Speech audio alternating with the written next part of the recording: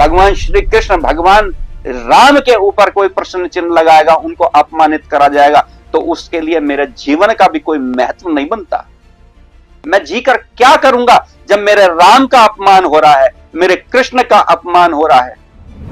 आज हर तरफ हिंदू धर्म के विरोधी हो चुके हैं, खाली इस्लाम में ही नहीं, आज हिंदू धर्म में भी कुछ लोग ऐसे हो चुके हैं जो हिंदू धर्म को लगातार निरंतर अपमानित करने का काम कर रहे हैं, हिंदू धर्म को निरंतर गिराने का प्रयास कर रहे हैं। मैं कहता हूं जो गिने चुने हिंदू बचे रह गए हैं उनको अब आगे आ जाना चाहिए और अपने धर्म के अपमान होने से रोकना चाहिए। इसके लिए चाहे शस्त्र का भी प्रयोग करना पड़े, ऐसे व्यक्तियों पर शस्त्र का प्रयोग किया जाएगा। तो सवाल है कि इस देश में हम राम की पूजा क्यों करते हैं? वो कोई बहुत सफल व्यक्ति नहीं थे। अगर आप इसे ध्यान से देखें तो वो लगातार असफल रहे। हाँ, आज भी वो जमीन की समस्याओं से जूझ रहे हैं, इसीलिए आपने ये मुद्दा उठाया।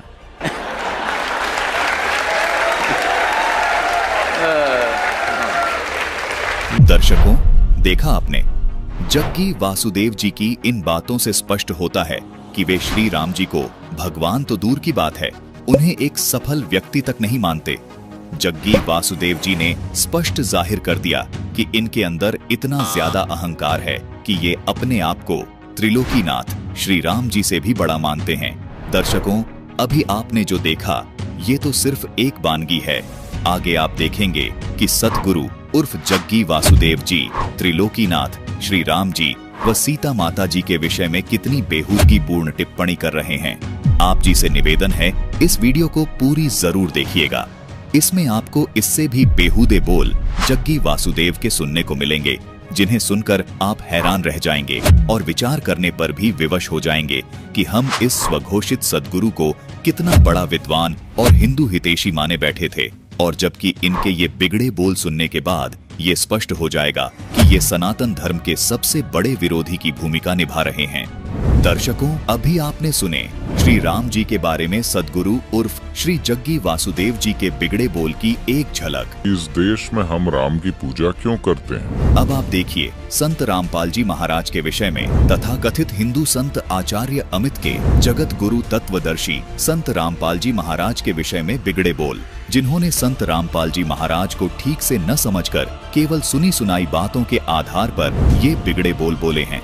दर्शकों, ऐसे ही व्यक्तियों ने संत रामपाल जी महाराज को ठीक से न समझकर उन्हें बदनाम किया है कि संत रामपाल जी महाराज श्री राम जी व श्री कृष्ण जी की साधना नहीं करते और न ही उनका सम्मान करते हैं। कहते हैं कि संत रामपाल जी महाराज जी तो पूर्ण रूप से हिंदू विरोधी हैं।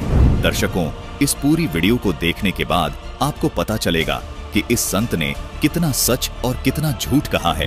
आइए पहले अपने आप को हिंदू संत मानने वाले इस महंत की ये वीडियो देख लेते हैं। एक रामपाल नाम का अपने आप को संत बताता है। मेरी दृष्टि में उससे ज्यादा भ्रष्ट व्यक्ति कोई संसार में हो ही नहीं सकता, जो भगवान श्री राम को और भगवान श्री कृष्ण को, सनातन संस्कृति को अपमानित करने का प्रयास कर रहा है। मैं चुनौती देता हूं उसकी संस्था में काम करने वाले को, और जो उसका धर्म का प्रचार प्रसार कर रहे हैं, वो एक बार हमसे साक्षात आके करें और भगवान श्री राम और श्री कृष्ण के जीवन के चरित्र के संदर्भ में आके हमसे चर्चा करें। आज एक किताब बना के तुम समाज के अंदर एक गलत भावना डालते हो। तुम हिंदू समाज के अंदर एक ऐसे वर्ग के अंदर जो बेचारा पढ़ा लिखा नहीं है, जो शिक्षित नहीं है, तुम उसके अंदर गलत विचारधाराएं डालकर उसको तुम बहकाने और फिसलाने का काम करते हो। रामायण और गीता अपने आप में एक विज्ञान है, विज्ञान की कसौटी पे खरा उतरा हुआ है। भगवान श्री राम के जीवन के ऊपर श्लेष मात्र भी प्रश्न चिन्ह नहीं लगाया जा सकता। भगवान श्री कृष्ण के जीवन के ऊपर श्लेष मात्र भी प्रश्न चिन्ह नहीं लगाया जा सकता। अगर कोई लगाने का प्रयास भी करता है तो मैं उससे शास्त्रार्थ करने के लिए तैयार हूं। हम संत रामपाल जी महाराज के अनुयायी महंत आचार्य श्री अमित जी से निवेदन करते हैं, हम आपकी चुनौती को स्वीकार करते हैं, बशर्ते पहले आप संत रामपाल जी महाराज के सत्संगों से तैयार की गई वीडियो सनातनी पूजा के पतन की कहानी संत रामपाल जी महाराज की जुबानी भाग 3 को अवश्य देखें, जिसका लिंक हमने डिस्क्रिप्शन बॉक्स में दे दिया है। इस वीडियो को देखने के बाद आप अपने विचार वीडियो के माध्यम से जरूर रखना, वीडियो को देखने के बाद आपके जो भी सवाल या शंकाएं होंगी उन पर हम आपसे खुले मंच पर आध्यात्मिक चर्चा करने को तैयार हैं। आपसे ये भी निवेदन है कि सद्गुरु उर्फ जग्गी वासुदेव जी को आप इनाम जरूर देना, क्योंकि ये तो बहुत बड़े हिंदू हितैषी हैं। इनके विचार सुनने के बाद आपको भी लगा होगा कि इनसे बड़ा हिंदू हितैषी कोई हो ही नहीं सकता। तो सवाल है कि इस देश में हम राम की पूजा क्यों करते हैं? वो कोई बहुत सफल व्यक्ति नहीं थे। अगर आप इसे ध्यान से देखें तो वो लगातार असफल रहे। हाँ, आज भी वो जमीन की समस्याओं से जूझ रहे हैं, इसीलिए आपने ये मुद्दा उठाया।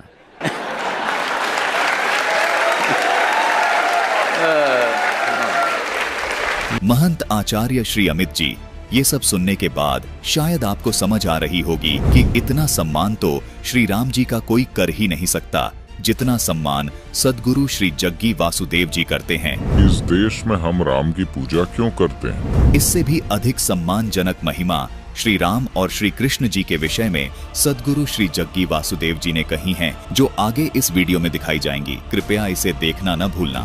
सुनी सुनाई बातों के आधार से संत रामपाल जी महाराज को ठीक से न समझकर महंत श्री अमित जी ने संत रामपाल जी महाराज के विषय में जो कुछ भी कहा है, यह सरासर झूठ है। इस दावे को आगे हम इस वीडियो में प्रमाणित करेंगे। उन प्रमाणों को देखकर आप भी दंग रह जाएंगे कि संत रामपाल जी महाराज तो हिंदू धर्म के सबसे बड़े हितैषी हैं। वास्तव में यदि कोई श्री राम जी व श्री कृष्ण जी का सम्मान करता है तो वो संत रामपाल जी महाराज ही हैं। अगर वास्तव में पूरे विश्व में श्री राम जी व श्री कृष्ण जी की सत साधना करता व करवाता है तो वो संत रामपाल जी महाराज जी हैं। हम आपसे यह भी निवेदन करते हैं कि आप इस वीडियो को भी पूरा अवश्य देखना। महंत श्री अमित जी आपको एक बार फिर दिखाते हैं हिंदू धर्म के सबसे बड़े हितैषी माने जाने वाले सद्गुरु श्री जग्गी वासुदेव जी के श्री राम जी के सम्मान में बोले गए उनके प्रवचनों की ये वीडियो। आशा करते हैं आपके बहुत सारे सवालों के जवाब इस वीडियो के माध्यम से मिल जाएंगे। तो सवाल है कि इस देश में हम राम की पूजा क्यों करते हैं? वो कोई बहुत सफल व्यक्ति नहीं थे। अगर आप इसे ध्यान से देखें तो वो लगातार असफल रहे। हाँ, आज भी वो जमीन की समस्याओं से जूझ रहे हैं, इसीलिए आपने ये मुद्दा उठाया।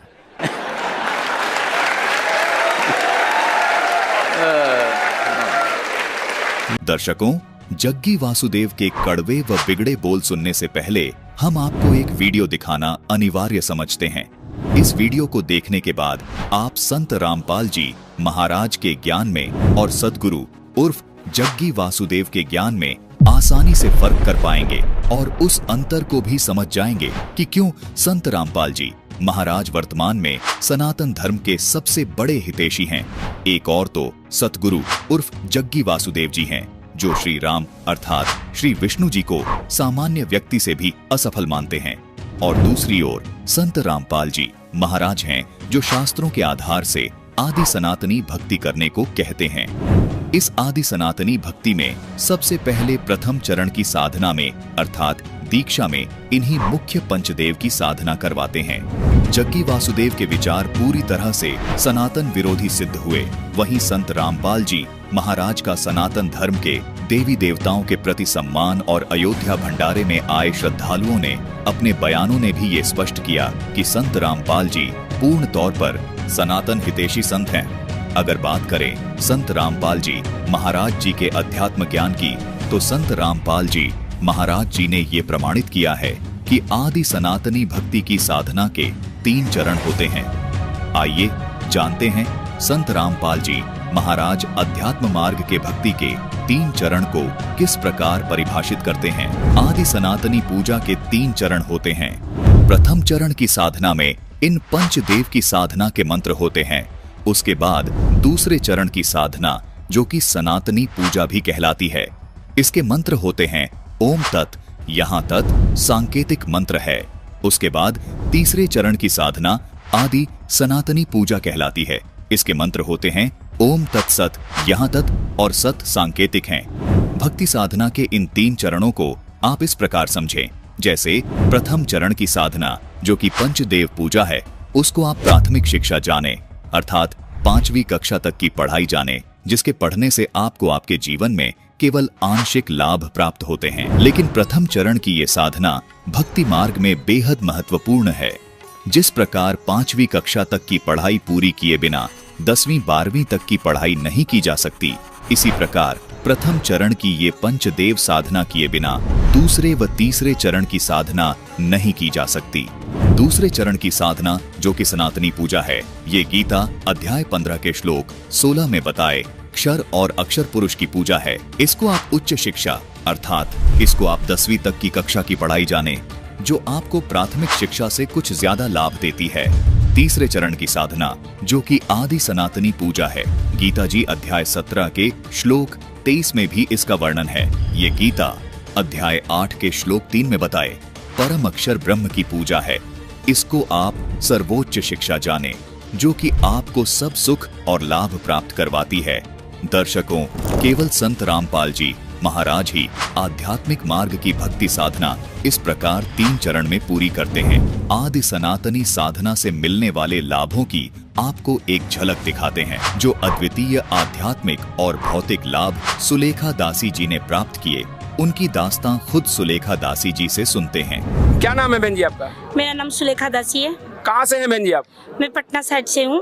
बहन जी पटना से चलकर आप यहाँ आई हैं, ये क्या कारण है? आप पहले संत रामपाल जी महाराज जी की शरण में कब जुड़ी हैं, पहले ये बताइए। मैं संत रामपाल जी महाराज की शरण में 2016 में जुड़ी हूँ, 18 नवंबर को। तो 2016 में आप संत रामपाल जी महाराज जी की शरण में जुड़ी हैं। इससे पहले आप कौन सी भक्ति करती थी? संत रामपाल जी महाराज की शरण में जुड़ने से पहले मैं जितनी धर्मगुरुओं, जितनी जो हिंदू समाज में जितनी व्रत त्योहार, पूजा पाठ, मंदिर जाना, ये सारे व्रत त्योहार पूजा करती थी। सिर्फ मुझे है ना जो दहेज के लिए सताए जा रहे थे ससुराल में, इसकी मुक्ति के लिए मैं पूजा करती थी इतनी। जब आप इतनी सारी पूजाएं कर रही थी तो फिर आपकी जो समस्या थी, क्या वो समाधान नहीं हुआ? जी नहीं, मेरी श्रद्धा आस्था देखकर सारे समाज के लोग कहते हैं संसार में भगवान है नहीं इस बेटी के लिए। और मुझे उस भगवान की तलाश में गीता भी, वेद भी पढ़ा करती, सभी धर्म गुरुओं से मिला भी करते कि क्या पाप को नाश हो सकता है। तो वो कहते नहीं, पाप संसार में पाप का कर्म कर दो, फल भोगना ही पड़ता है। पर मुझे ऐसी भगवान की तलाश जो सभी प्रकार के पापों को नाश करे, ये जरूरत मुझे संत रामपाल जी महाराज को ज्ञान सुनने से, उनकी सभी सदग्रंथों से प्रमाण मिलाने से मुझे इस भक्ति से हर दुखों से इजाजत मिली। आपको संत रामपाल जी महाराज जी का ज्ञान कहाँ से प्राप्त हुआ? ये तो मैं बताऊंगी। मैं सारी देवी देवताओं को जैसे पूजा करती थी, मुझे कृष्ण जी ने, जैसे कि हमें मंदिर जाना बहुत पसंद था, बड़े बड़े मंदिरों में भगवान को ढूंढना। तो ऐसे ही हम जगन्नाथ जी का मंदिर गए थे, जिसकी किताबों मैंने पढ़ा था, उसके नियम अनुसार मुझे कृष्ण जी ना दर्शन दिए। तो उन्होंने बोला था धरती पे एक जो पूरे दुखों को दूर कर सकता धरती पे आ चुका है। तो इस प्रकार मैं भगवान की तलाश में आई थी, और ऐसे आकर मुझे गुरु जी एकदम से, मैं मुंडका आई थी, मुंडका आश्रम जो है सतलोक आश्रम दिल्ली में, मैं वहाँ आई थी।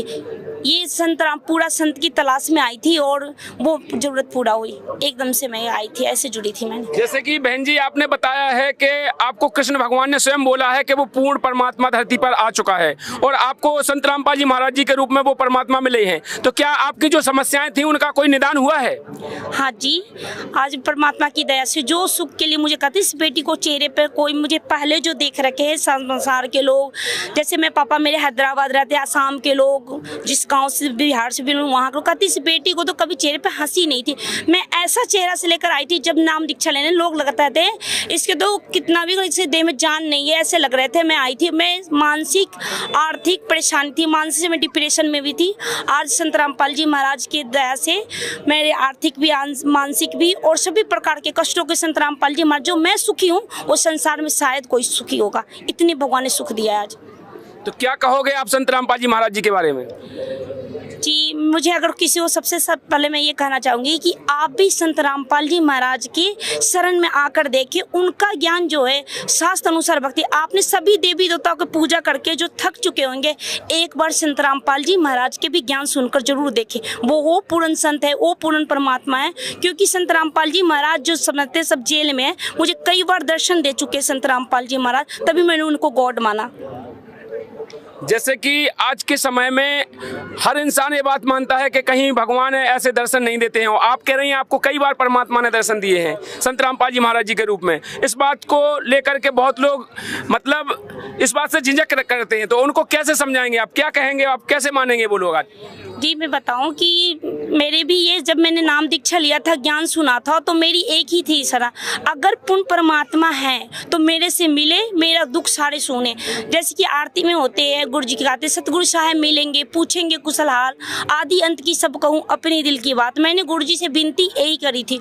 संत रामपाल जी महाराज, जब मैं आपत्ति में पड़ी थी, जब मेरे पास पैसे किराए नहीं थे, जब मैंने गुरु जी को पुकारा था, तब संत रामपाल जी महाराज बोले आप पूर्ण परमात्मा हो, तो मुझे यूँ गाड़ी रुकने से पहले पैदान धर के खड़े पड़ा होगा। वो गुरु जी यूँ की यूँ पकड़े थे और गुरु जी ने पूछा था मुझसे क्या दुख है बेटा। और संत रामपाल जी महाराज का रूप था। मैंने उनका शरीर भी छू कर देखा था, वो हार्ड मास का नहीं था। वो पूर्ण परमेश्वर होने वाला मैं ही बेटा पूर्ण परमात्मा हूँ। मैं जेल धाम की लीला कर रहा हूँ, मैं संसार के लिए आया हूँ। संत रामपाल जी महाराज ने ही मुझे 2 नंबर जेल पे छोड़ा था, बिना पैसे की मैं थी आई थी। जब मैं कैसे, जो दर्शक आपको देख रहे हैं उनसे क्या कहना चाहते हैं? मैं यही कहूँगी ये पूर्ण परमात्मा है। अगर आप किसी भी आपत्ति में हो, किसी प्रकार के संकट में हो, अगर इनसे नाम दीक्षा लेकर एक बार इनको दिल से पुकार कर देखना, मैं 100% दावे के साथ कर रही हूँ, ये एक सेकंड एक क्षण में बिना गवाए भगवान एकदम सामने खड़ा पाएगा। इतना विश्वास के साथ कहता हूँ कि मेरे साथ मेरा मालिक हर आपत्ति में, हर दुख में हमेशा के हमेशा साथ दिया है, प्रकट होकर मेरे से बात किया है। दर्शकों, संत रामपाल जी महाराज से प्राप्त भक्ति साधना का ही परिणाम है कि आज सुलेखा दासी जी को हर वो सुख प्राप्त है जिसकी तलाश में श्रद्धालु दर दर भटक रहे हैं। दर्शकों, जिस प्रकार गीता अध्याय 18 के श्लोक 62 में गीता ज्ञानदाता ने अर्जुन को संकेत किया है कि अर्जुन तू सर्व भाव से उस परमात्मा की शरण में जा, उस परमात्मा की कृपा से तुझे हर प्रकार का सुख और शांति प्राप्त होगी। ठीक वैसा ही हुआ सुलेखा दासी जी के साथ। भगवान श्री कृष्ण जी अर्थात जगन्नाथ जी ने सुलेखा दासी जी को भी उसी पूर्ण परमात्मा की शरण में जाने की और संकेत किया, जिसका संकेत उन्होंने गीता अध्याय 18 के श्लोक 62 में किया था। भगवान श्री कृष्ण जी अर्थात जगन्नाथ जी ने सुलेखा दासी जी को कहा कि उस परमात्मा की सही जानकारी और भक्ति देने वाला वो महापुरुष भी इस धरती पर आ चुका है जो तुम्हारे सभी दुखों को दूर कर सकता है। सुलेखा दासी आज ताल ठोंक कर दुनिया को बता रही है कि वो संत कोई और नहीं बल्कि संत रामपाल जी महाराज ही हैं, जिन्होंने उनकी जिंदगी में खुशियों की बहार ला दी। जिन लोगों ने सुलेखा दासी जी के चेहरे पर कभी मुस्कुराहट नहीं देखी, आज वही लोग सुलेखा दासी जी के लाभ सुनकर दंग है। सुलेखा दासी जी आज दुनिया को यही संदेश दे रही हैं कि दुनिया का मुक्तिदाता और संपूर्ण संसार को सर्व सुख और लाभ देने वाला महापुरुष धरती पर संत रामपाल जी महाराज के रूप में आ चुका है। भगवान एक बहुत बड़ा भैंसा है, शायद 4 सींग वाला। क्योंकि आपकी आत्मा या मेरी आत्मा या किसी और की आत्मा जैसी कोई चीज नहीं होती। मैं अपने आप को थोड़ी दूर में खड़ी होकर देख रही हूँ कि कोई मुझे ऐसे उठा के लेकर जा रहा है। यहाँ कोई भगवान नहीं है। हम साफ तौर पर जानते हैं कि भगवान हमने ही बनाए हैं। मैंने कभी किसी को रामायण और महाभारत को उपदेश मानते नहीं देखा। तो सवाल है कि इस देश में हम राम की पूजा क्यों करते हैं? वो कोई बहुत सफल व्यक्ति नहीं थे। अगर आप इसे ध्यान से देखें तो वो लगातार असफल रहे। हाँ, आज भी वो जमीन की समस्याओं से जूझ रहे हैं, इसीलिए आपने ये मुद्दा उठाया। अपने जीवन की शुरुआत से ही वो लगातार मुसीबत और मुसीबत और मुसीबत में रहे। हम उस पर आएंगे, कूद कर वहाँ मत पहुँचिए, पहले उनका हरण तो कर ले। ब्रह्मा विष्णु महेश को हम छुड़वा सकते हैं? हम कोई बालक है? तीनों देवा कमल दल बसे, ये ब्रह्मा विष्णु महेश, प्रथम इनकी वंदना फिर सुन सतगुरु उपदेश।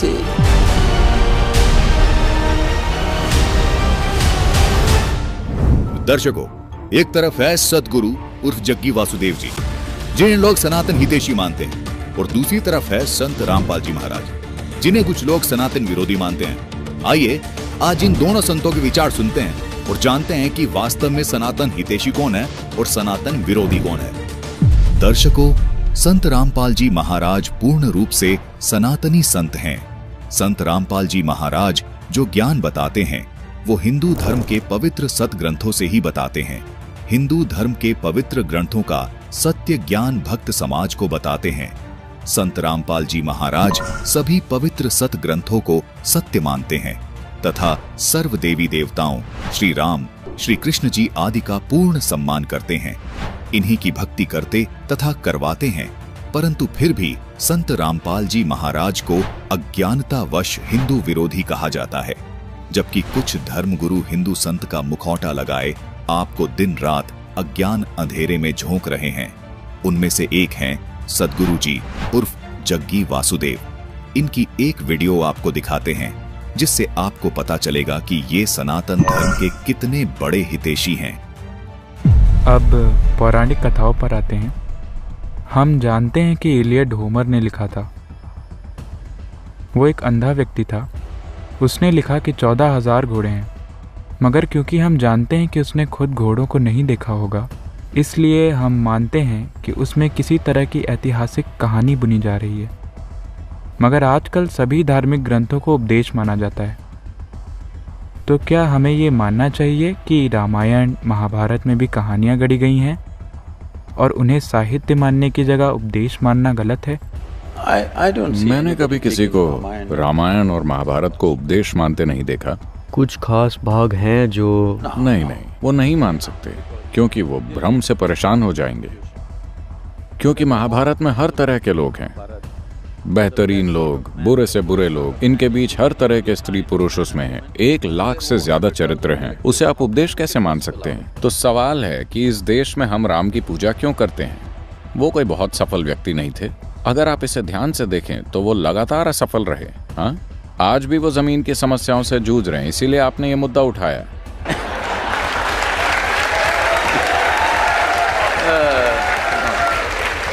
मगर ये आज की ही बात नहीं है, सिर्फ आज की बात नहीं है।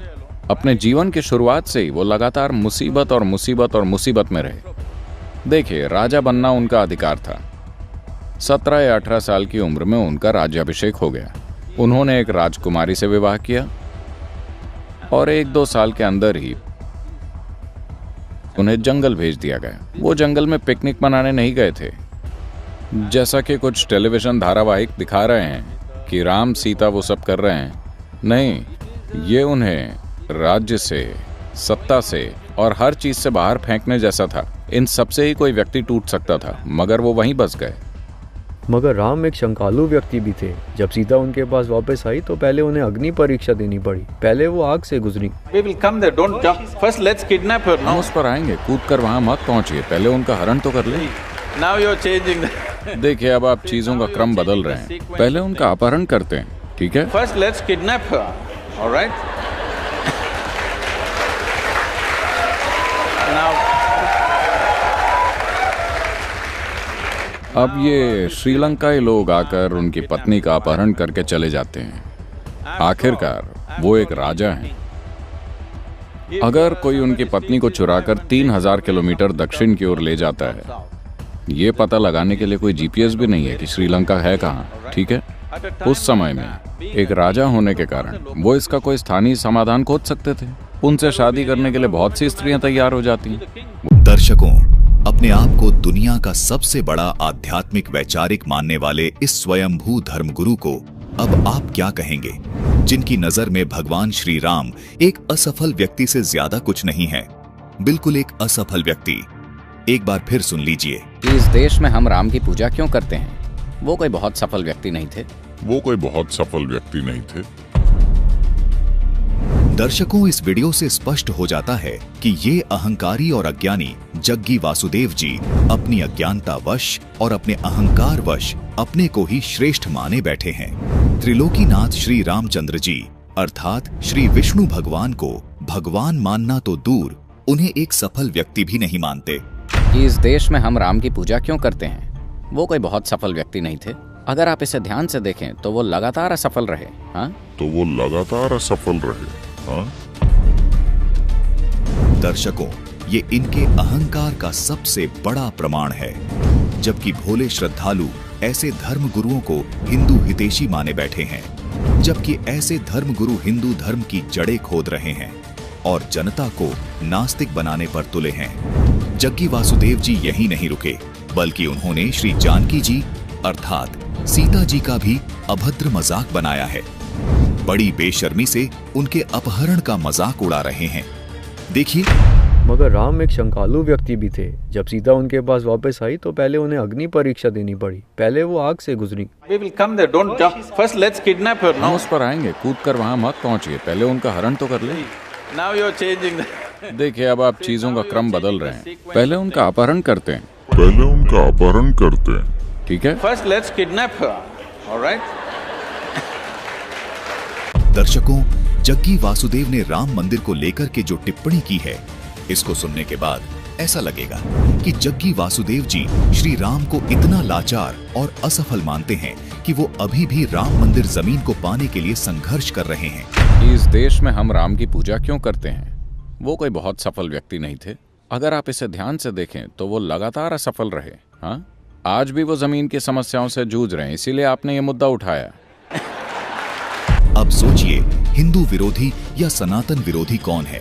संत रामपाल जी महाराज या ये स्वयंभू सद्गुरु जी, जो देश के सर्वोच्च पद पर आसीन नेताओं के साथ कार्यक्रम करके झूठी महिमा बनाए बैठे हैं। दर्शकों, आपने इस वीडियो में देखा कि श्री जग्गी वासुदेव जी देवताओं को भी नहीं मानते, उल्टा त्रिलोकीनाथ श्री राम व सीता देवी जी का अभद्र मजाक उड़ा रहे हैं। ऐसा करने के बावजूद कोई इनको हिंदू विरोधी नहीं कहता, जबकि इनके द्वारा किए गए अभद्र मजाक श्रोतागण जो हिंदू धर्म के ही प्रतीत होते हैं, वो ताली बजाकर और हंसकर इनके इस मजाक का समर्थन कर रहे हैं। श्री जग्गी वासुदेव जी श्री रामचंद्र जी को एक असफल व्यक्ति से अधिक कुछ नहीं मानते, क्योंकि अब जो वीडियो आपको दिखाने जा रहे हैं, उसको देखने के बाद आपको कोई शंका नहीं रहेगी।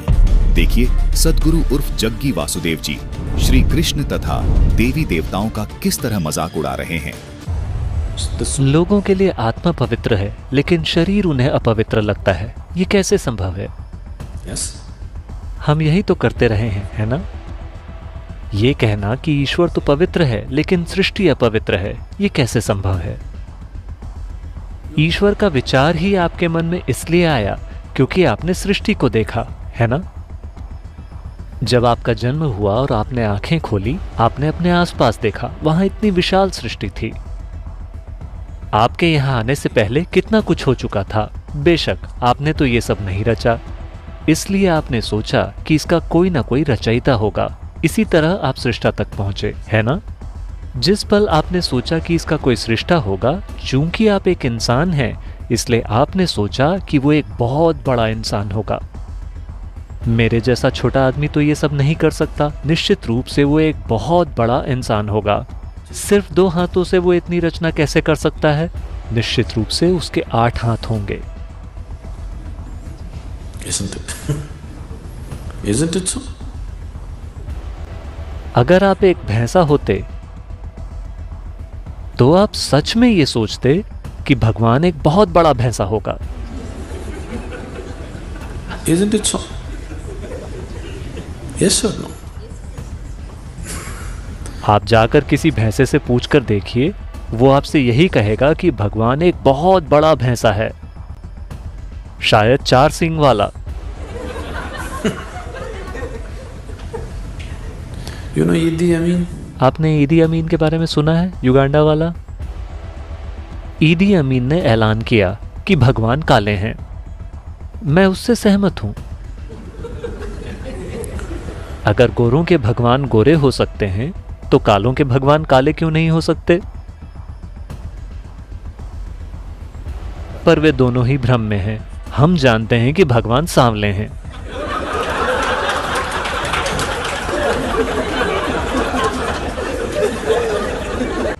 भारत में हमारे पास पुरुष भगवान, स्त्री भगवान, गाय भगवान, बंदर भगवान और हर आकार व प्रकार के भगवान पाए जाते हैं। रेंगने वाले, चलने वाले, उड़ने वाले, क्योंकि हमें भविष्य में आने वाली सभी समस्याओं का अंदाजा था।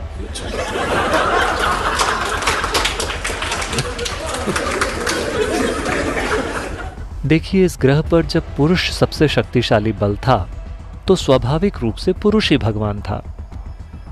अब महिलाएं भी ताकतवर होने लगी हैं, तो वे भी सवाल करने लगी हैं कि भगवान एक औरत क्यों नहीं हो सकते। मान लें कल अगर कुत्तों को बहुत सारी ताकत मिल जाए, जो उन्हें मिल ही रही है, तो कुत्ते भी पूछेंगे कि भगवान एक कुत्ता क्यों नहीं हो सकता। डॉग और गॉड की स्पेलिंग भी एक सी ही है।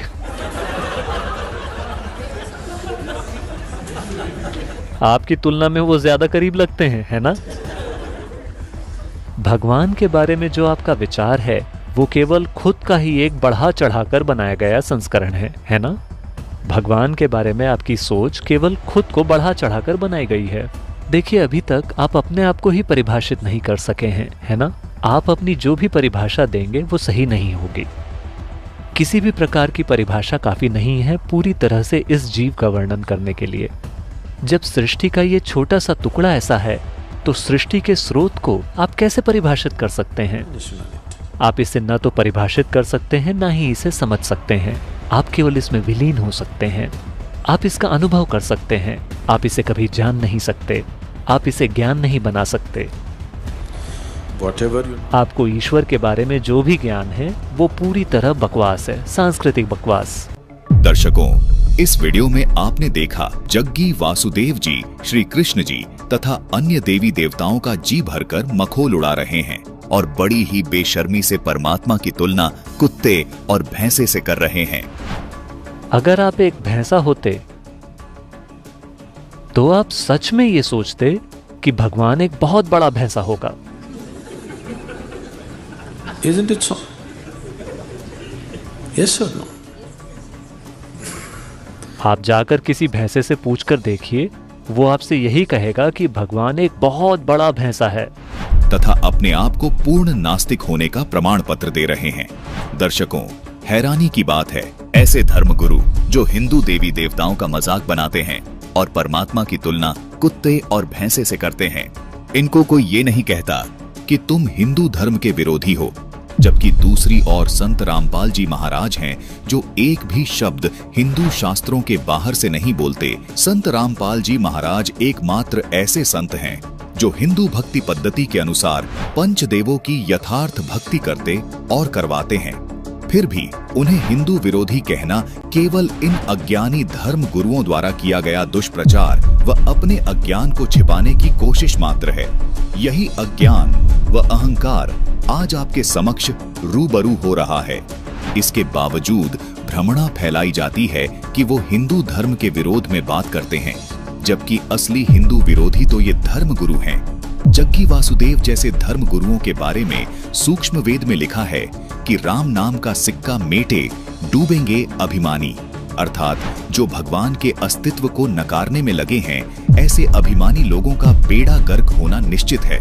जबकि संत रामपाल जी महाराज स्वयं अपने शिष्यों सहित ब्रह्मा विष्णु महेश की आरती प्रतिदिन करते हैं, जिसमें इन देवताओं की अपार महिमा का गुणगान है, जिसका प्रमाण आपके सामने है। ब्रह्मा विष्णु और शंभु से तीनों देव हमेशा सावतरी और लक्ष्मी गौरा, तिम देवा सिर कर है चोरा।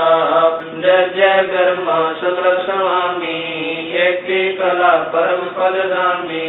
जय जय शंभु शंकर नाथा, कला गणेश्वर गौरी माता। कोटि कटक पैमाल करंता, ऐसे शंभु समरथ कंता। तब ललिलाट सुर संगीता, योगी शंकर जानम गीता।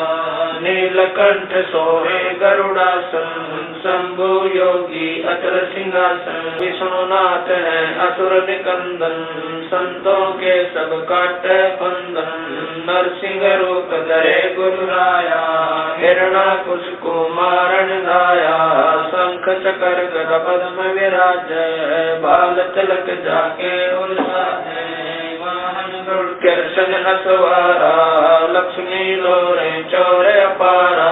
रावण मई रावण से मारे, सेतु बांध से ना जल तारे। जरा से और बालिक पाई, कंस के सीता नौर हराए। काली दय में नागी नाथा, शिशुपाल चक्र से काटा माथा। काले वन मथुरा पर गाए, 18 कोट कटक चढ़ आए। मुचकंद पर पीताम्बर डारा, काले वन जामे सिंगारा।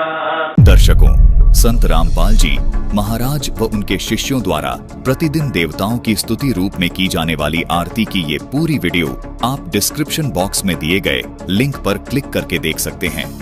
दर्शकों, ये सब प्रमाणित करता है कि संत रामपाल जी महाराज सबसे बड़े सनातन हितैषी हैं। जबकि सनातन और हिंदू धर्म के हितैषी होने का मुखौटा लगाए ये धर्मगुरु सबसे बड़े सनातन और हिंदू विरोधी हैं। दर्शकों, ये धर्म गुरु सनातनी पूजा के पतन की जड़ें हैं। यही धर्म गुरु सनातनी पूजा का बेड़ा गर्क कर रहे हैं।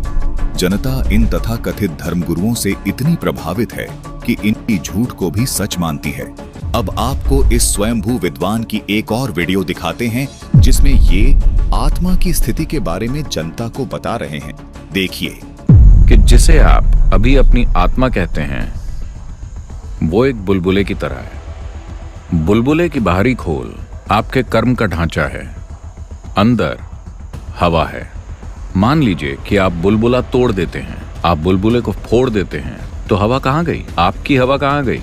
अब आपकी हवा जैसी कोई चीज नहीं है, ये हर चीज का हिस्सा बन गई है। तो अब जिसे आप आत्मा कहते हैं वो काल्पनिक है, क्योंकि आपकी आत्मा या मेरी आत्मा या किसी और की आत्मा जैसी कोई चीज नहीं होती। दर्शकों, आपने अभी सुने श्री जग्गी वासुदेव जी के आध्यात्मिक विचार। ये आत्मा को नहीं मानते, ये आत्मा को ऐसे समझते हैं कि जैसे एक पानी में बुलबुला बन गया, फिर बुलबुला फूट गया, उस बुलबुले की हवा निकल गई। बुलबुला हवा से बना था, वो हवा में मिल गया। इनका कहना है कि कोई आत्मा नहीं होती, आत्मा कोई वस्तु नहीं है, ये तो केवल एक कल्पना है। जैसे बुलबुला फूटा और हवा निकल गई, ऐसे ही आदमी मर गया तो वो खत्म हो गया, हवा में हवा मिल गई और उसकी मुक्ति हो गई। जग्गी वासुदेव जी का विचार सुनने के बाद ये स्पष्ट है कि वो आत्मा को भी नाशवान मानते हैं। जबकि गीता अध्याय 15 के श्लोक 16 में स्पष्ट प्रमाण मिलता है कि संपूर्ण भूत अर्थात प्राणियों के शरीर तो नाशवान हैं और जीवात्मा अविनाशी है। गीता जी का कहना है कि आत्मा अविनाशी है, अर्थात जिसका अस्तित्व कभी समाप्त नहीं होता, जो कभी नष्ट नहीं होती। जबकि जग्गी वासुदेव जी आत्मा को महज एक पानी के बुलबुले की तरह मानते हैं, जो शरीर छोड़ते ही पानी के बुलबुले की तरह हवा में विलीन हो जाती है, जिसका फिर कोई अस्तित्व नहीं रहता। दर्शकों, इनके विचार सीधे सीधे हमारे पवित्र शास्त्रों के विरोधात्मक विचार हैं। इससे स्पष्ट है ये पूर्ण रूपेण अज्ञानी व नास्तिक व्यक्ति है। दर्शकों, ये है परम ज्ञानी जग्गी वासुदेव जी का अध्यात्म ज्ञान। ये ऐसी बातें इसलिए करते हैं क्योंकि ये किसी ग्रंथ को नहीं मानते।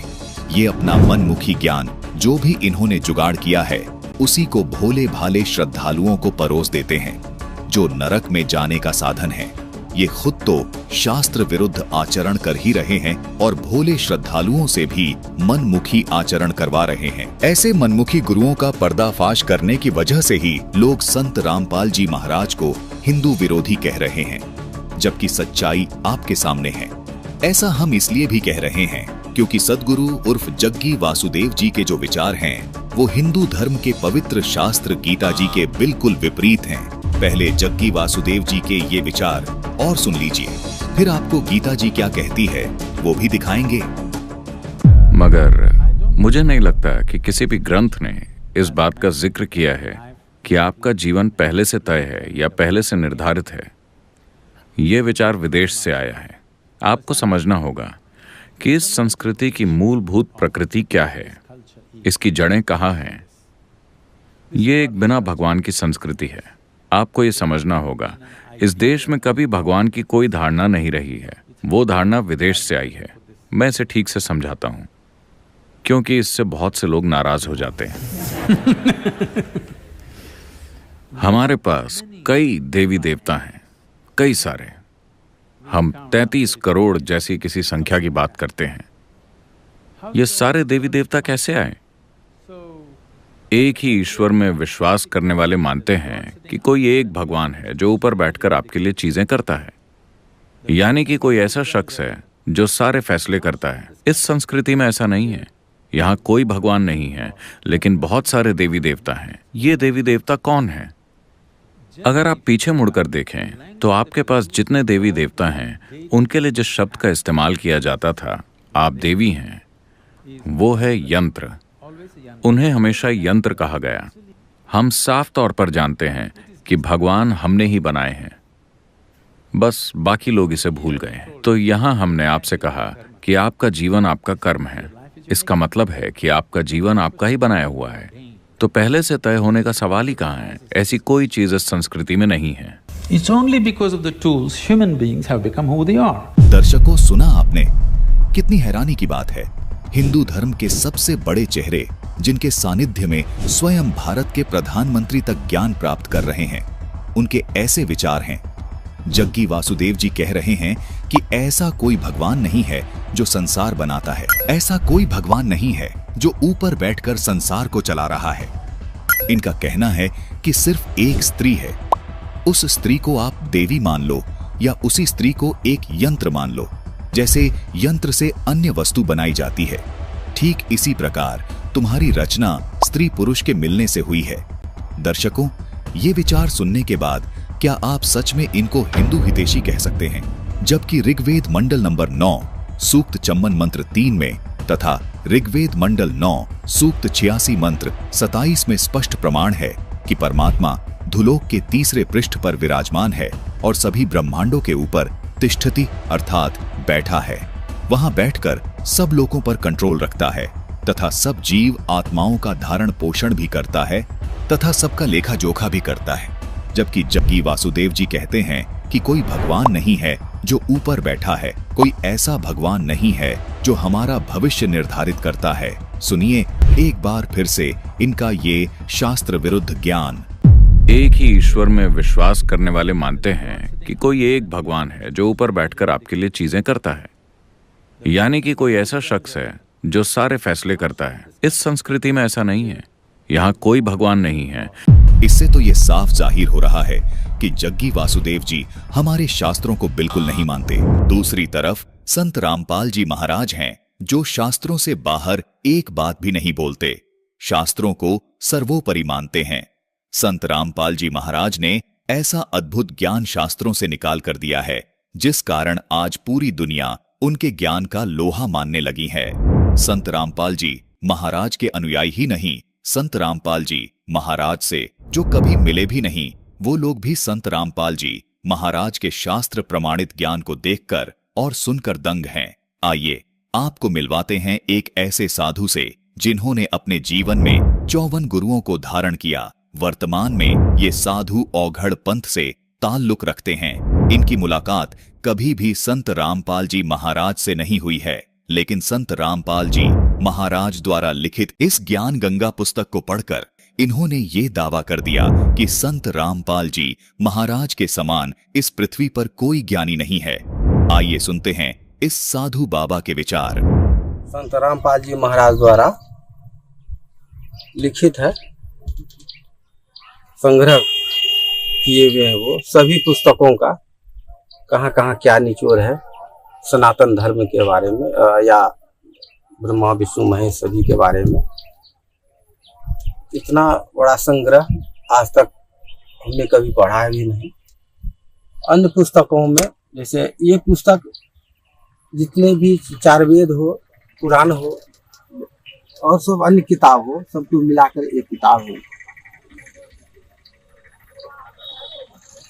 तो आज हमारे हाथ में आया ये पुस्तक और आज हम पढ़े इसका भी, देखिए ये सभी पुस्तकों का निचोड़ है। हम वैसे रामपाल जी महाराज से दीक्षित नहीं है, हम अघोर पंथ से हैं। वासुदेव शाह नाम हमारा हुआ। वैसे बाबा वासुदेव जी महाराज अवघर भी लोग कहते हैं, लेकिन इतना बड़ा संग्रह आज तक नहीं पढ़ा नहीं। वैसे हम अभी तक 54 गुरु कर चुके हैं। 54वां गुरु हमारे अवघर हैं। इसके पहले हम अन्य मतों में रहे और उसमें गुरु पद पर भी रहे हैं, प्रचार प्रसार भी किए, सत्संग भजन भी करते थे। लेकिन इतना अच्छा पुस्तक आज तक हमने पढ़ा भी नहीं और देखा भी नहीं। और हमारे समाज में जो भी हैं वो ये किताब अवश्य ज्ञान गंगा पढ़े रामपाल जी महाराज का। इसमें जितना पुस्तक है हमारे भारतवर्ष में धर्म ग्रंथ सभी का ये निचोड़ है, चाहे किसी भी पंथ पंथाई के हो, चाहे इस्लाम हो, ईसाई हो या जैन हो, वैष्णव हो, शैव हो या जो भी पंथ के हो, सभी का निचोड़ है, सभी पुस्तक का। अब मुख्य बात इसमें डाला गया है। जो आप लोग भी पढ़े और दूसरे को पढ़वाएं, ताकि आपको भी ज्ञान है, दूसरे को भी ज्ञान हो। इस पुस्तक का मुख्य उद्देश्य है कि सभी धर्मों का एक हो जाना। जैसे सनातन धर्म हमारा पुराना है, सनातन धर्म से ही सभी धर्म निकला, चाहे इस्लाम हो, चाहे ईसाई हो, चाहे जैनी हो, चाहे गिरिपंथ हो। इसलिए सभी को अपने सनातन धर्म पर जाना चाहिए, और ये पुस्तक पढ़ने के बाद पता चलता है सनातन धर्म के बारे में, और हमें एकत्रित होकर सनातन धर्म को अपनाना चाहिए। दर्शकों, इस साधु का ये निष्पक्ष और स्पष्ट निष्कर्ष सिद्ध करता है कि संत रामपाल जी महाराज ही वर्तमान में सच्चे सनातनी संत हैं। पूरे विश्व में केवल संत रामपाल जी महाराज ही एकमात्र ऐसे संत हैं जो पूरे विश्व में आदि सनातन यानी सत्य सनातन धर्म को पूरे विश्व में पुनः प्रतिष्ठित करने का अद्भुत प्रयास कर रहे हैं, जिसका प्रमाण उनके द्वारा लिखी गई अद्भुत पुस्तकों में व उनके मंगल सत्संग प्रवचनों में देखने को मिलता है। आइए अब आपको दिखाते हैं जग्गी वासुदेव द्वारा दिए गए प्रारब्ध कर्म के विषय पर उनके शास्त्र विरुद्ध मनमाने विचार।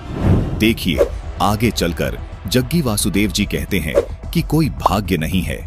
किसी ग्रंथ में नहीं लिखा है कि भाग्य पूर्व से निर्धारित है। इन्होंने ऐसा इसलिए कहा है क्योंकि ये खुद किसी शास्त्र को नहीं मानते। दर्शकों, जग्गी वासुदेव जैसे व्यक्तियों के लिए श्रीमद् भगवद गीता अध्याय 16 श्लोक 8 में लिखा है, वे आसुरी स्वभाव वाले मनुष्य कहा करते हैं कि जगत अवस्था रहित है, सर्वथा असत्य और बिना ईश्वर के अपने आप केवल नर मादा के संयोग से उत्पन्न है। केवल काम अर्थात सेक्स ही इसका कारण है, इसके सिवा और क्या है। ऐसी धारणा वाले प्राणी राक्षस स्वभाव के होते हैं। तुरंत अगले श्लोक में कहा है कि इस अपने दृष्टिकोण से मिथ्या ज्ञान को अवलंबन करके ये नाशात्मा जिनकी बुद्धि मंद है, वे सबका अपकार करने वाले, भयंकर कर्म करने वाले क्रूर कर्मी जगत के नाश के लिए ही उत्पन्न होते हैं। दर्शकों, इससे बड़ा प्रमाण क्या मिल सकता है। हिंदू धर्म का सबसे विश्वसनीय ग्रंथ गीता जी, जिसमें साफ लिखा है कि जग्गी वासुदेव जैसे विचार रखने वाले व्यक्ति असुर स्वभाव के हैं, जो जगत के नाश के लिए ही उत्पन्न होते हैं। दर्शकों, संत रामपाल जी महाराज ने इस प्रकार के न जाने कितने ही तथाकथित धर्म गुरुओं का अज्ञान जनता के सामने उजागर किया है, जिसके परिणाम स्वरूप ऐसे महान संत को ही जनता की उपेक्षा का सामना करना पड़ा है। जिन धर्म गुरुओं से आप अपने जीवन के कल्याण की आस लगाए बैठे हैं, दरअसल वही आपके जीवन के सबसे बड़े दुश्मन हैं। जबकि संत रामपाल जी महाराज निस्वार्थ भाव से जन कल्याण के लिए आपके जीवन को खुशहाल बनाने के लिए दिन रात प्रयत्नशील हैं। दर्शकों, संत रामपाल जी महाराज व उनके सर्व अनुयायी भगवान श्री राम जी का पूरा सम्मान करते हैं, क्योंकि भगवान श्री राम जी अर्थात भगवान विष्णु जी सनातन धर्म का एक मजबूत स्तंभ हैं। इसकी एक झलक आपको दिखाते हैं। जब अयोध्या में श्री राम जी के जन्म स्थान पर पवित्र यादगार श्री राम मंदिर का निर्माण किया गया और फिर उसे श्रद्धालुओं के लिए दर्शन हेतु खोला गया, उस समय संत रामपाल जी महाराज के निर्देशानुसार भोजन भंडारे की व्यवस्था की गई थी। देश के कोने कोने से आए श्री राम भक्तों के संत रामपाल जी महाराज के बारे में सुनिए उनके ये विचार। मैंने गुरुजी का फर्स्ट ऑफ ऑल नाम पहली बार सुना है यहाँ आते ही, और मुझे जो भी यहाँ पे सुविधाएं मिली है, मैं फैन हूँ गुरुजी की। अब ये सेवा बहुत ही बढ़िया है। यहाँ का सेवा देख के हम बहुत ही धन्य, ऐसे लग रहा है कि राम जी का ही दर्शन हो गया हम ये तरह का, ऐसा ही लग रहा है अभी। यहाँ पर कोई साफ सफाई की सारी व्यवस्था सही है? सही है, सही है, वो एक नंबर है, एक नंबर है। सर, संत रामपाल जी जो है उनके माध्यम से ये आयोजन किया गया है भंडारा का। हम कल से आए हुए हैं, बहुत अच्छा भंडारा का आयोजन है। 24 घंटा यहाँ लोग जो है भोजन प्रसाद पा रहे हैं, कहीं किसी को कोई असुविधा नहीं है। और जो इनके कर्मचारी हैं बड़े अच्छे हेल्पफुल ढंग से जो है सबकी मदद करते हैं और सबको भोजन प्रसाद खिलाते हैं। क्या नाम बताया सर आपने? मेरा नाम रमेश प्रसाद मिश्रा है, मैं जबलपुर से आया हुआ हूँ। देखिए, परम पूजनीय संत रामपाल जी का मैं अपनी तरफ से और अपनी सहारनपुर जिले की आई हुई पूरी टीम और भक्तों की तरफ से मैं तो बहुत बहुत उनका धन्यवाद करना चाहूँगी। उन्होंने इतनी सुंदर व्यवस्था उनके सभी जितने भी यहाँ पर सेवा कर रहे हैं, बहुत ही सुंदर व्यवस्था और समय समय पर पूरी सफाई का ध्यान, पानी की व्यवस्था, मतलब बहुत सुंदर व्यवस्था और सब कुछ निःशुल्क, कहीं किसी से कोई 1 रुपया नहीं लिया जा रहा है। इतनी सुंदर व्यवस्था बहुत बड़े मन से की जाती है उनके, इसके लिए मैं उनका बहुत बहुत धन्यवाद, आभार व्यक्त करूँगी। संत पूज्य श्री रामपाल जी के इस आयोजन में हमने आज दोपहर में भोजन लिया, शायद शाम को भोजन लिया। इतनी सुंदर व्यवस्था है, इतना स्वादिष्ट खाना है कि शायद कोई सानी नहीं है इस खाने का।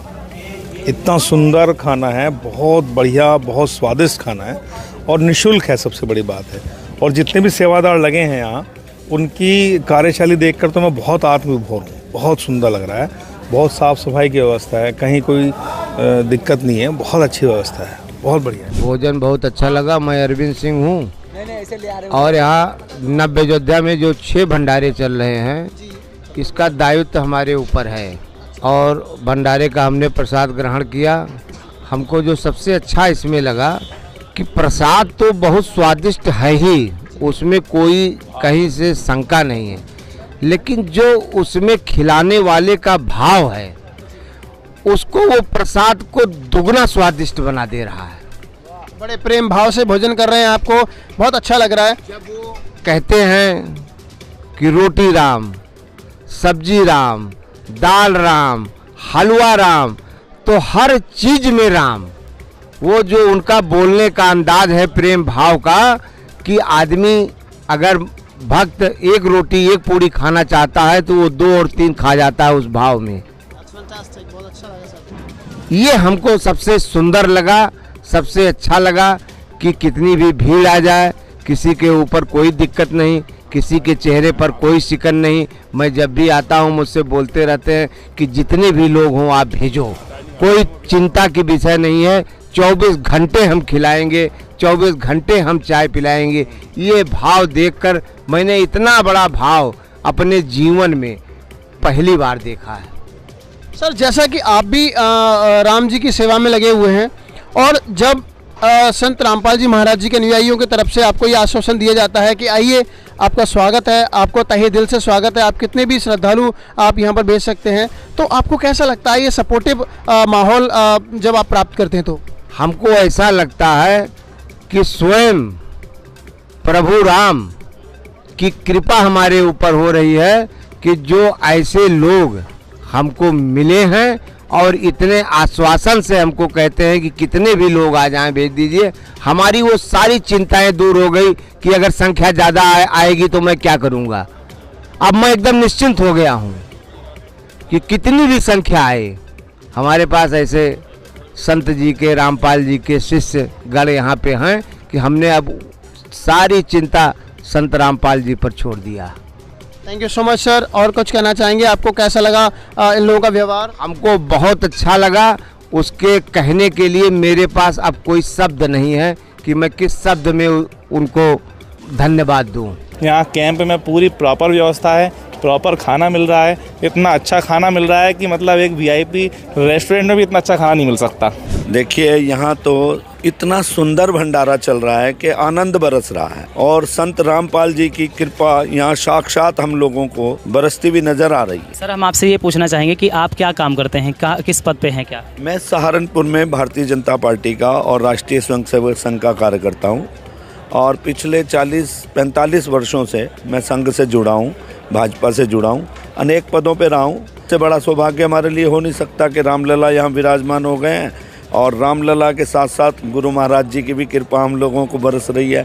तो मैं तो इसे बहुत ही अपना सौभाग्यशाली मानता हूँ। एक ट्रेन सहारनपुर से चली है जिसमें हज़ारों कार्यकर्ता हैं और सारे रास्ते जय श्री राम, और यहाँ पर आकर बाबा रामपाल जी की भी हम लोगों को कृपा मिल रही है। इससे बड़ा सौभाग्य हमारे लिए और क्या हो सकता है कि रामलला के दर्शन भी हुए हैं और रामपाल जी का भंडारा भी हमने खाया है। तो भंडारा आपको कैसा लगा? भंडारा अमृत था जी, अमृत। आप ये देखिए कि अमृत पान हम लोगों ने किया, इससे बड़ा सौभाग्य क्या होगा। उनकी तो कृपा पूरे देश के अंदर ही नहीं, पूरी दुनिया के अंदर बरस रही है। मैंने उनका साहित्य पढ़ता हूँ, मैं जब देखता हूँ कि नौजवान जब उनका साहित्य बांटते हैं या हमारे यहाँ भी आते हैं सहारनपुर में भी, तो मैं उनकी बुक्स वगैरह पढ़ता रहता हूँ। बहुत ही विचित्र विचित्र दर्शन है उनका, बड़ा विस्तारित दर्शन है। ऐसा दर्शन रामपाल जी को ये समझ लो कि ऐसे लोग विरले ही पैदा होते हैं दुनिया के अंदर, विरले ही रामपाल जी जैसे पैदा होते हैं जो समाज को नई दिशा देते हैं। उन्होंने कबीर पंथ के बारे में बहुत कुछ लिखा है, मैंने सब पढ़ा है, मुझे पढ़ने का सौभाग्य मिलता है। और यहाँ आकर जब मैंने उनका ये इस भंडारे को देखा और इस पंडाल को देखा तो मैं चकाचौंध देख रहा हूँ कि उनके कार्यकर्ता, उनके अनुयायी किस तरह से पंक्तिबंद होकर बड़े अनुशासन में, बड़ी सफाई और बड़ा सुंदर भंडारे का आयोजन, चाय इतनी अच्छी बनी हुई है। देखिए आप रेस्टोरेंट में भी चाय पियेंगे 20 रुपये से 30 रुपये 50 रुपये से कम नहीं मिलेगी, यहाँ पर निरंतर चल रहा है। तो ये उनकी बहुत बड़ी विशेष कृपा है ना, तभी तो चल रहा है। बहुत बहुत धन्यवाद। और मैं उनके श्री चरणों में बहुत बहुत नमन करता हूँ। रामपाल जी जैसे संत पूरी दुनिया के अंदर होने चाहिए, तभी इस देश का कल्याण होगा। संत रामपाल जी महाराज ने सामाजिक उत्थान के साथ साथ आध्यात्मिक मार्ग में भी अद्वितीय क्रांति ला दी है। आज संत रामपाल जी महाराज को जगत गुरु के रूप में देखा जा रहा है। संत रामपाल जी महाराज का हर शब्द पवित्र शास्त्रों पर आधारित है। जीवन के कल्याण का मार्ग शास्त्रों में छिपा है, जिसको केवल तत्वदर्शी संत ही सही सही बता सकता है। वर्तमान में संत रामपाल जी महाराज ही एकमात्र तत्वदर्शी संत हैं।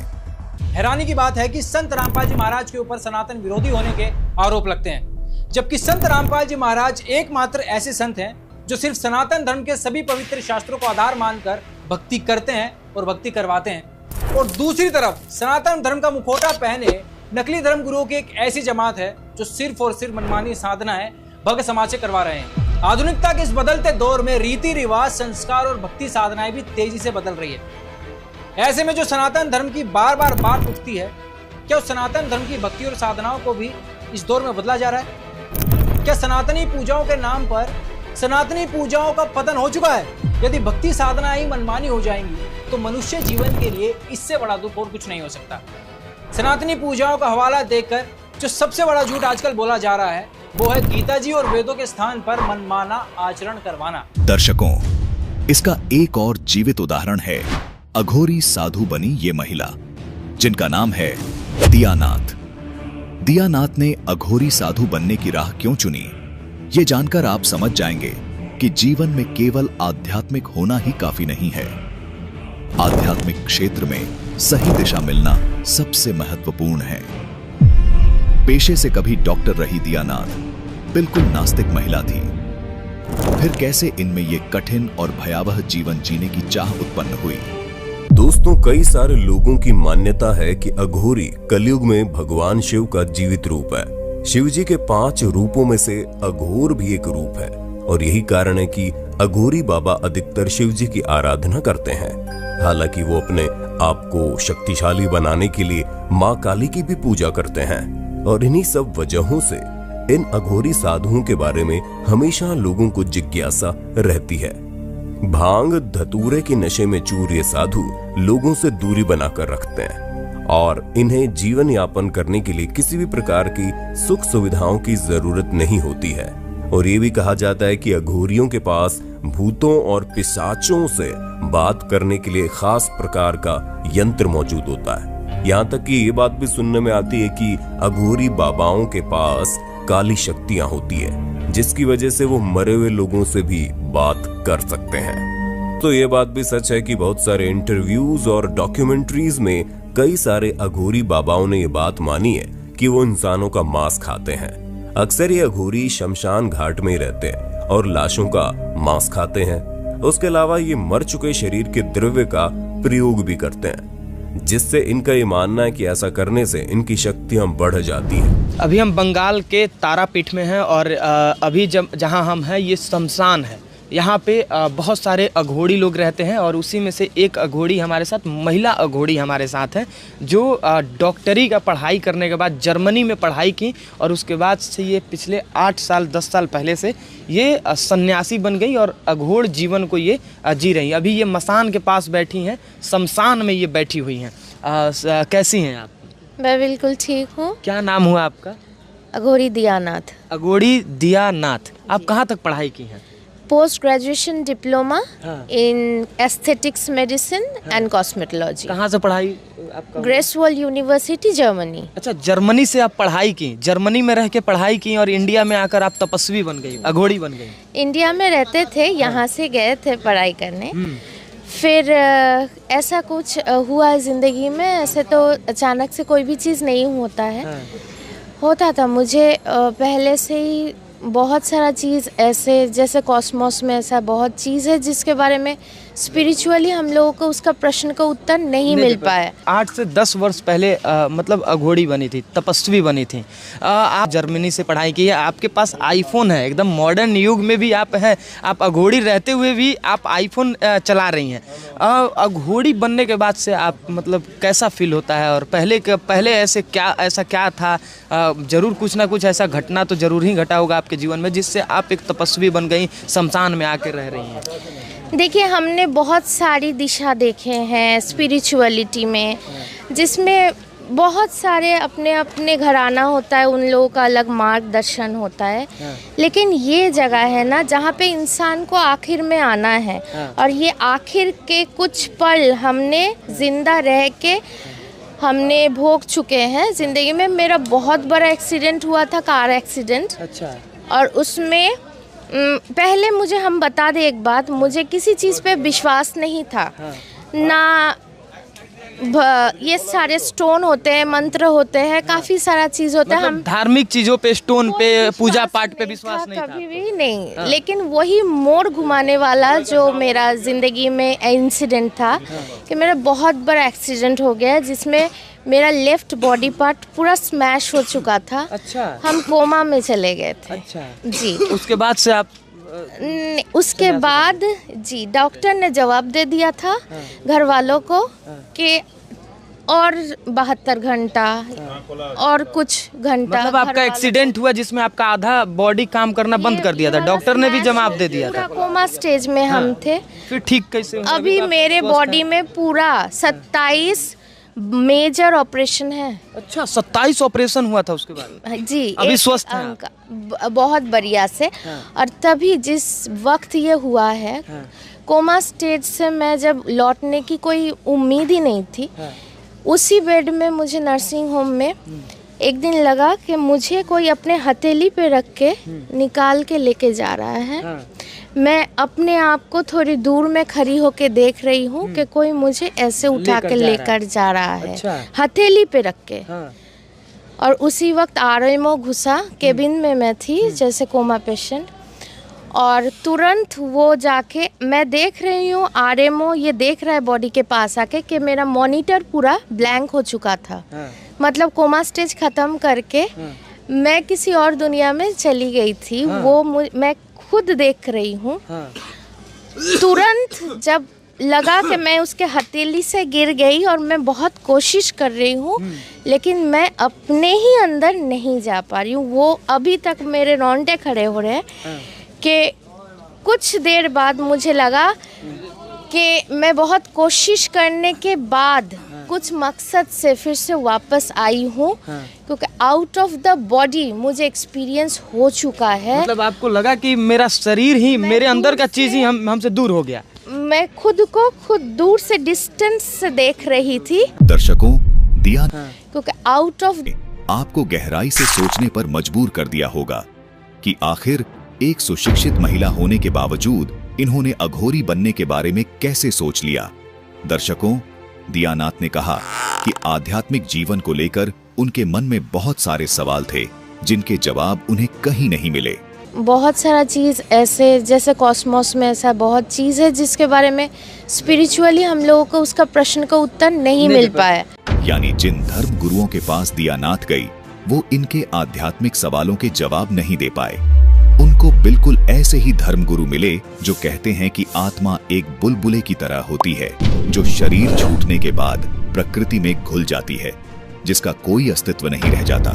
लेकिन दियानाथ ने अपनी आप बीती में जग्गी वासुदेव जी को सरेआम गलत और झूठा सिद्ध कर दिया और साफ कर दिया कि जब उनकी आत्मा और शरीर अलग हुए तब भी वो अस्तित्व में थी और आज भी अस्तित्व में है, यानी अपने शरीर में मौजूद है। ऐसे धर्मगुरुओं ने दियानाथ जैसे न जाने कितने ही श्रद्धालुओं को अपने इस अज्ञान के कारण पथ भ्रष्ट कर दिया है। दर्शकों, प्रभु पाने की तलाश में अघोरी बनी इस प्रभु प्रेमी आत्मा को जरा सा भी आभास नहीं है कि जिन सवालों के जवाब ये अघोरी बनकर तलाश रही हैं, यहाँ भी इनको सिवाय निराशा के कुछ प्राप्त नहीं होगा।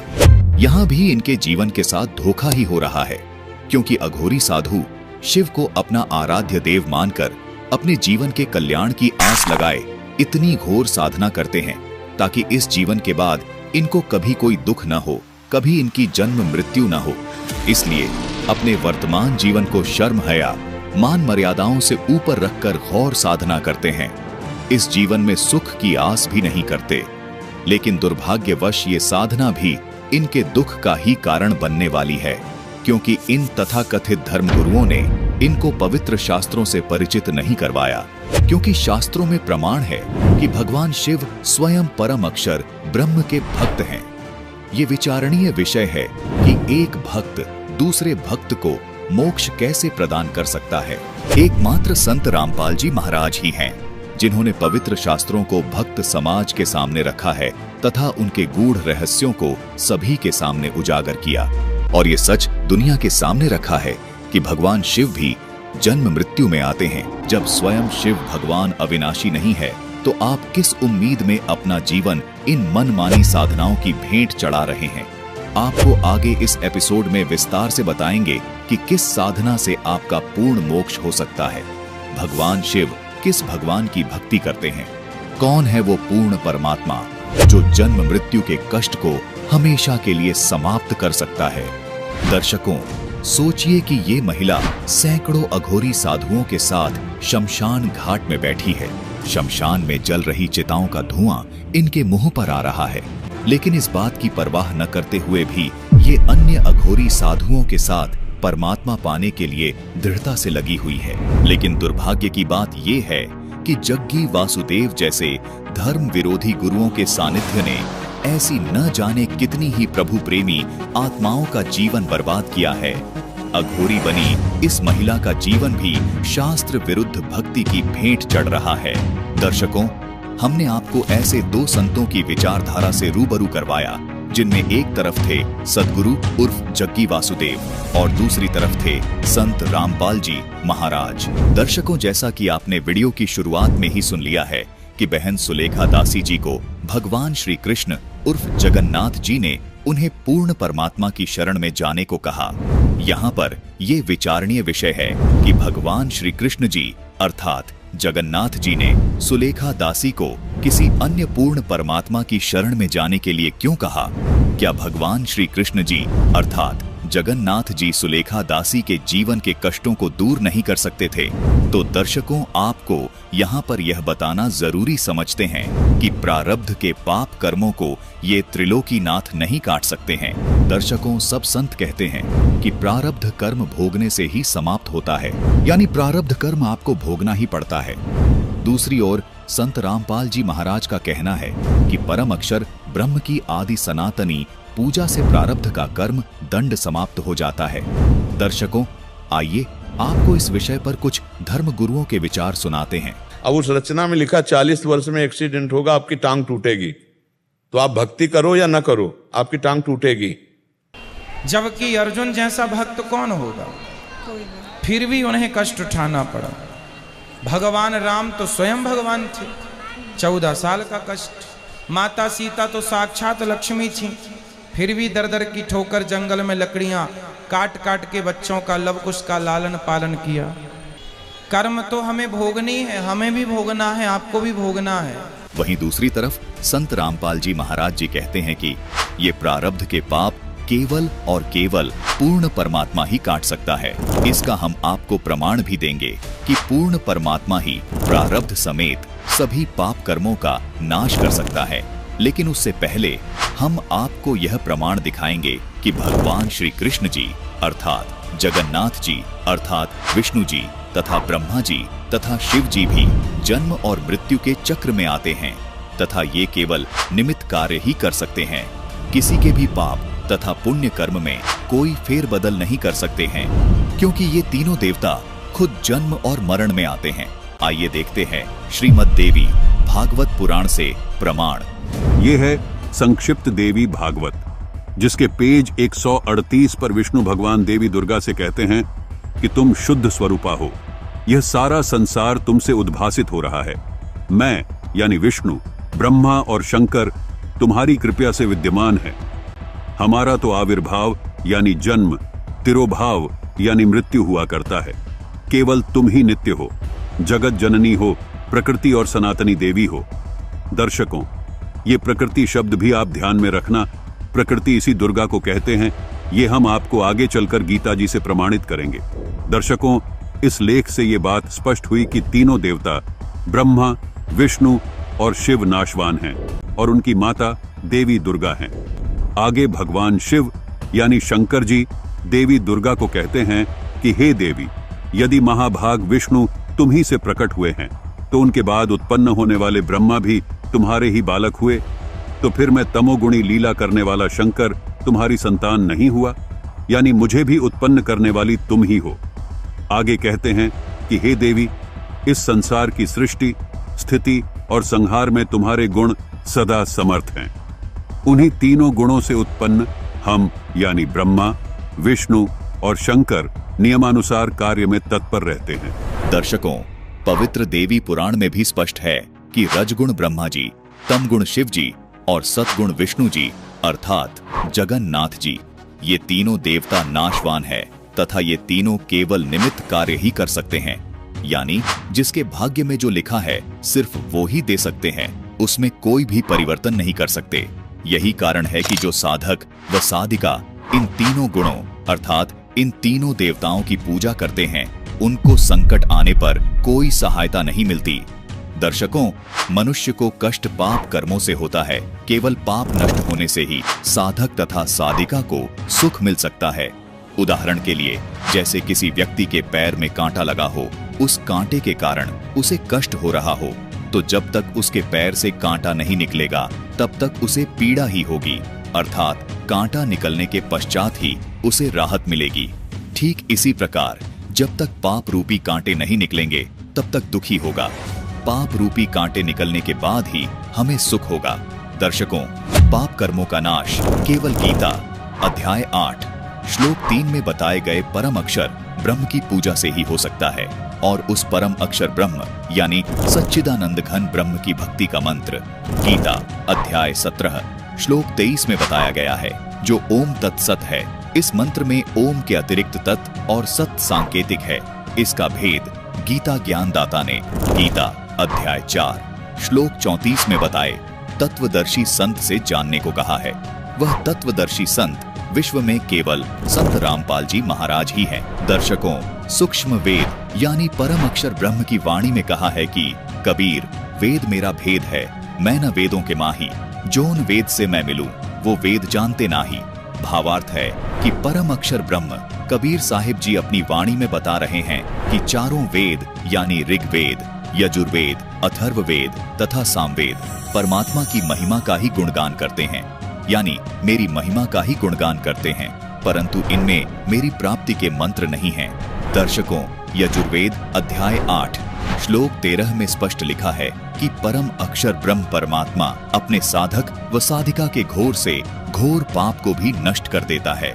इसके अतिरिक्त ऋग्वेद मंडल 10 सूक्त 161 मंत्र 2 में कहा है कि वो परमात्मा अपने साधक की घोर रोग से रक्षा भी करता है, और यदि रोगी मृत्यु को प्राप्त हो गया हो तो परमात्मा उसको जीवित करके उसे 100 वर्ष की आयु प्रदान कर देता है।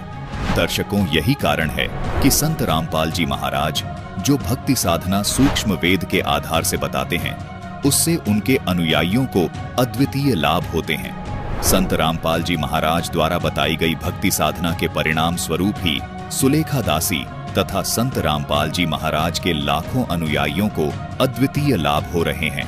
दर्शकों, जिस प्रकार सुलेखा दासी को ये मालूम हो गया था कि धरती पर महापुरुष के रूप में संत ने अवतार ले लिया है, ठीक ऐसा ही घटनाक्रम हुआ था मथुरा वाले बाबा जय गुरुदेव के साथ। देखिए, उन्होंने भी उस दिव्य महापुरुष को सालों पहले सन 1971 में महसूस कर लिया था, जिसको ज्यों का त्यों उन्होंने अपनी इस पुस्तक में भी वर्णित किया है। दर्शकों, अब आपको सुप्रसिद्ध संत तुलसीदास उर्फ जय गुरुदेव मथुरा वाले बाबा की एक पुस्तक दिखाते हैं। पुस्तक का नाम है जय गुरुदेव की अमरवाणी भाग 2, जिसके पेज नंबर 59 पर एक भविष्यवाणी मिलती है।